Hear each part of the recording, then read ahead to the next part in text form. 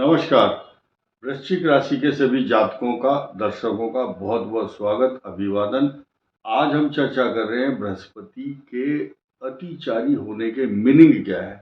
सब लोग अपने अपने हिसाब से इसकी विवेचना कर रहे हैं, विश्लेषण कर रहे हैं। और इस बृहस्पति के ऊपर आप ये नहीं समझना हिंदुस्तान में ही चर्चा हो रही है। अमेरिका से लेकर के नासा तक, और ऑस्ट्रेलिया से लेकर न्यूजीलैंड तक, सिंगापुर से लेकर के इंडोनेशिया तक, सारे देशों में बहुत सारे बड़े बड़े ज्योतिषी और वैज्ञानिक बैठे हुए हैं और वो इस बात का आकलन करने में लगे हुए हैं कि ये बृहस्पति आपके अष्टम भाव, जो मृत्यु स्थान है, और इसका स्वामी है बुध, ये कष्टकारक होता है वृश्चिक के लिए, क्योंकि अष्टम भाव में जो मिथुन राशि है, इसका स्वामी बॉडी के अंदर कोलेस्ट्रॉल जमा करता है। इसीलिए वृश्चिक राशि वालों को अपना कोलेस्ट्रॉल और बॉडी का वेट बढ़ने नहीं देना। अपनी आत्म शांति, आत्मचिंतन, आत्म विश्लेषण, मेडिटेशन तथा लाइफ स्टाइल को बहुत अच्छा रखना बहुत जरूरी है। लेकिन एक खुशी का समाचार जो इसी से जुड़ा हुआ है वो भी मैं आपको दूंगा 2 मिनट के बाद। फिलहाल आप चर्चा कर लेते हैं थोड़े थोड़े उन ग्रहों की जिनका सरोकार आपसे सीधा सीधा है। ये 18 महीने राहु केतु आपके लिए लगभग नवंबर 2026 तक अशांति, तनाव, चिंता, ट्रांसफर, माता पिता के लिए चिंतित होना तथा माता पिता का स्वास्थ्य खराब होना, देश विदेश की यात्रा तथा मकान संबंधी निर्माण, भूमि भवन वाहन से संबंधित मामले तथा नौकरी में उत्पन्न विषम परिस्थितियां अगले 18 महीने तक देखने को मिलेंगी, ऐसा मेरा प्रेडिक्शन है। अब निर्भर ये भी करता है कि आपकी कुंडली में सूर्य कैसा है, आपकी कुंडली में शनि की क्या पोजीशन है, दशा किसकी चल रही है, कौन सा ग्रह बाल्यावस्था में, कौन सा अस्त, कौन सा वक्री, कौन सा मार्गी है। तो बिहेवियर पैटर्न ऑफ प्लेनेट जिसकी दशा चल रही है, और आपकी कुंडली में लगन क्या है, वृश्चिक राशि की तो बात हम कर रहे हैं, लगन से भी उसका सीधा सीधा संबंध होता है। पिछली बार हमने एक ज्येष्ठा नक्षत्र पर चर्चा की, तो सभी लोग चाहते हैं कि मेरी इंडिविजुअल प्रिडिक्शन की जाए। मेरी मीन राशि है, वृश्चिक मीन लगन है, वृश्चिक राशि है, सब बोलते हैं कि मेरे अनुराधा नक्षत्र पर बनाओ। तो धीरे धीरे जब समय होगा, जैसा होगा, हम आपको समय समय पर उसका चिंतन विश्लेषण बताएंगे। आइए अब हम सीधे सीधे पंचम भाव के शनि पर चले जाते हैं, क्योंकि इन 2 भावों का स्वामी आपके गूढ़ रहस्य शनि पंचम भाव में जब होते हैं, चाहे गोचर में हो या कुंडली के अंदर, सब शास्त्र चिल्ला चिल्ला करके बताते हैं ऐसा आदमी बड़ा गंभीर होता है। जिस विषय के पीछे पड़ जाता है उस विषय की गंभीरता को गहराई से जान लेता है। शनि आपको कहाँ भेजता है? कोई तंत्र मंत्र सीखना चाहता है, कोई ज्योतिष, कोई चिकित्सा, कोई ऐसी विद्या जानते हैं या जानना चाहते हैं, they eager to know such type of knowledge which will be the unique knowledge for universe। इस संसार में बहुत लोग ऐसे होंगे जो नहीं जानते होंगे इस ऐसी गूढ़ विद्याओं को, गंभीर विद्याओं को। कारण क्या है? वृश्चिक राशि का जो पंचम भाव है, जब यहां शनि होता है तो वो पूर्व जन्म की छिपी हुई प्रतिभाएं, शक्तियां, टैलेंट आपका, उसको भी गहराई से निकाल लेता है तथा डग आउट करके अंदर से निकाल करके लाता है। इसी को बोलते हैं अतीन्द्रिय ज्ञान, इंट्यूशन भी कहते हैं। यही कारण है सिर्फ ये राशि ऐसी है जो कल्पनाशील तो होती है और इनको आने वाली कुछ परिस्थितियों का पहले ही पूर्व आभास हो जाता है। पूर्व आभास होना कारण क्या है कि पंचम भाव का स्वामी है बृहस्पति। अब हम सीधे सीधे बृहस्पति की ही चर्चा करेंगे अगले कुछ मिनट तक। बृहस्पति को समझिए, समझ क्या है?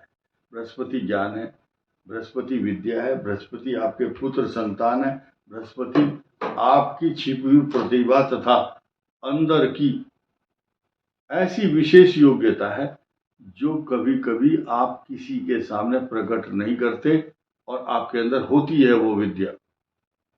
और कई बार ऐसे अद्वितीय ज्ञान से परिपूर्ण वृश्चिक राशि वाले होते हैं और जब वो चलते हैं समाज में या सोच रहे होते हैं, उनको ये लगता है अरे ये समाज के जो लोग हैं वो बहुत बोने हैं, छोटे हैं।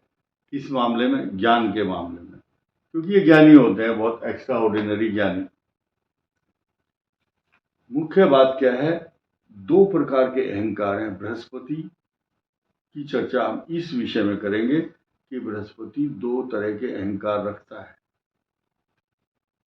जो अज्ञानी व्यक्ति है वो झूठे अहंकार दिखाता है लोगों को, झूठी दिलासाएं, झूठे सपने और अपनी झूठी प्रशंसा करता है।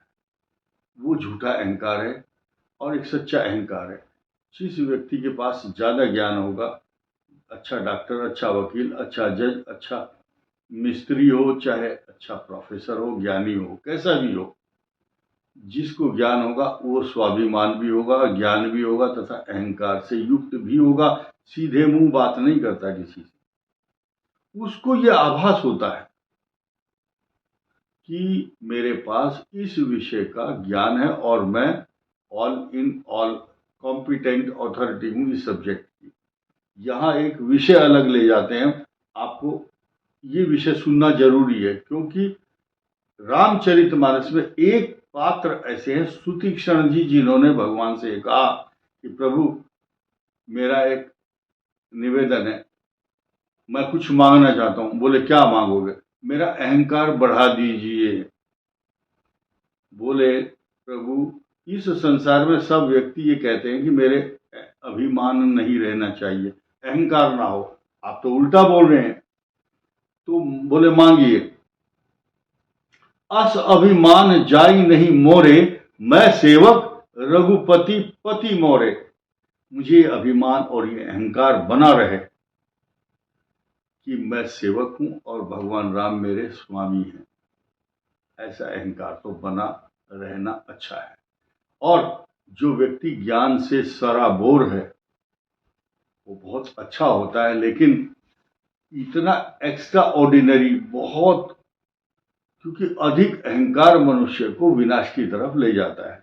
साथ ही साथ जब बृहस्पति मजबूत होता है और शुभ स्थिति में होता है कुंडलियों के अंदर, जैसे कि यहाँ बृहस्पति की दृष्टि आपके धन कुटुंब वाणी स्थान पर है, इसको यहाँ खराब मानेंगे और यहाँ अच्छा मानेंगे, लेकिन निर्भर करेगा आपकी कुंडली में उसका बिहेवियर पैटर्न कैसा है। या ये गोचर स्थिति है और ये गोचर स्थिति साकार रूप में आपके भाग्य स्थान में जिस दिन आएगी, यानी कि 18 अक्टूबर को 2025 में ही आएगी, इसकी दृष्टि कहाँ कहाँ ये पल्लवित और पोषित सिंचित, ये भाग्य स्थान है वृश्चिक का। इसको सींचने का काम अमृत से सींचते हैं भगवान बृहस्पति, और लगन पर दृष्टि डालेंगे, आपकी ज्ञान बुद्धि विवेक को चेतना देंगे, और साथ ही साथ इनकी दृष्टि यहाँ भाई बहन पराक्रम आपको ऐसा अद्वितीय साहस प्रदान करेंगे कि आपको जो भी आपके कार्य हैं उनके मार्ग प्रशस्त होंगे। देखिए नई चीज सुनिए, बृहस्पति जब अच्छे फल देते हैं तो मनुष्य की दौलत, सत्ता, ताज और तख्त और सल्तनत को मजबूत करते हैं, सत्ता दिलाते हैं। जिस समय सुग्रीव का बृहस्पति ग्रह अच्छा आया, भगवान राम से मित्रता हुई, उन्होंने उसका ताज, तख्त, सल्तनत और सिंहासन और मुकुट सब कुछ दिलाया। विभीषण के ऊपर बृहस्पति आया, बृहस्पति की कृपा हुई, अमृत तत्व रूपी वर्षा हुई, रावण जैसे प्रतापी को हटाया और ताज, तख्त और सल्तनत के साथ साथ सिर पर मुकुट और लंकेश शब्द से नवाजा। तो ये जो है मनुष्य के जीवन को खिला देता है, अगर खराब स्थिति में हो तो हिला देता है। हिल जाता है। ये बृहस्पति के तत्व हैं, स्वभाव हैं। और ये नई चीज सुनी। ये हमारा जो आज का विषय है वो अंतिम दौर में है, और अंतिम दौर में चलते चलते हम ये कहना चाहेंगे, जिन जिन वृश्चिक राशि वालों की बुध की, केतु की, शुक्र की महादशा चल रही है, उनमें शुक्र की दशा उनके लिए अच्छे परिणाम देगी, बुध की दशा अच्छे परिणाम नहीं देती है। शुक्र अच्छे परिणाम देगा और कुछ विदेशों में जाने के लिए तैयार बैठे हुए हैं शुक्र की दशा में, और कुछ वहां से अपना bag and baggage wind up करके अपने कार्यक्रम को वापस आना चाहते हैं अपने देश में। जरूरी नहीं वो भारत में ही हो, कोई से देश का मालिक कोई से देश में जा सकता है। ये यात्रा का योग बनाता है, विदेश यात्रा का। अब नई बात सुनिए, शुक्र के बाद सूर्य दशा इनके लिए वरदान होगी, चंद्रमा दशा भाग्योदय कारक होगी, मंगल की दशा रोग कारक स्मॉल सर्जरी कराती है, राहु की महादशा आपको 18 साल तक स्थायित्व प्रदान करती है, बृहस्पति की दशा सोना चांदी वस्त्र आभूषण मकान जमीन सवारी अच्छी अच्छी गाड़ियां दिलाती है, और शनि दशा वरदान बन जाती है। लेकिन ध्यान रखना, शनि की दशा बहुत कम ही आ पाती है। अंतिम क्षणों में सिर्फ शनि की जो महादशा है वो विशाखा और अनुराधा की ही आती है, और जो ज्येष्ठा नक्षत्र उनकी जो बिरले होते हैं भाग्यशाली, उनकी दशा आती है शनि की मरण के समय, यानी कि जो मरण काल है या तो बृहस्पति या शनि की महादशा में होता है, ऐसा ग्रह नक्षत्र बताते हैं। अब हम आपको ये भी बताना चाहेंगे कि जो वृश्चिक राशि है, इनको हनुमान जी की उपासना करना इसलिए शुभ होता है क्योंकि इनके छठे भाव, इनका जो पराक्रम अगर बढ़ाएंगे, हनुमान जी की कृपा इनके लिए फलदायिनी और वरदायिनी होती है। और पुखराज पहनना इनके लिए इसलिए अच्छा होगा क्योंकि इनके ज्ञान बुद्धि विवेक और संतान और जीवन में अच्छी सद्बुद्धि अगर आएगी तो पुखराज पहनने से शुभ होगा। जिनके पास पुखराज नहीं है, जब बजट अच्छा नहीं है, पीला वस्त्र धारण करें, और केले की जड़ पुष्य नक्षत्र, गुरु पुष्य नक्षत्र में निकाल करके और किसी पीले वस्त्र में निकाल करके बांध सकते हैं। 4 मई को रवि पुष्य योग है, उस दिन भी ये कार्य किया जा सकता है। इस वीडियो में इतना ही। धन्यवाद, नमस्कार।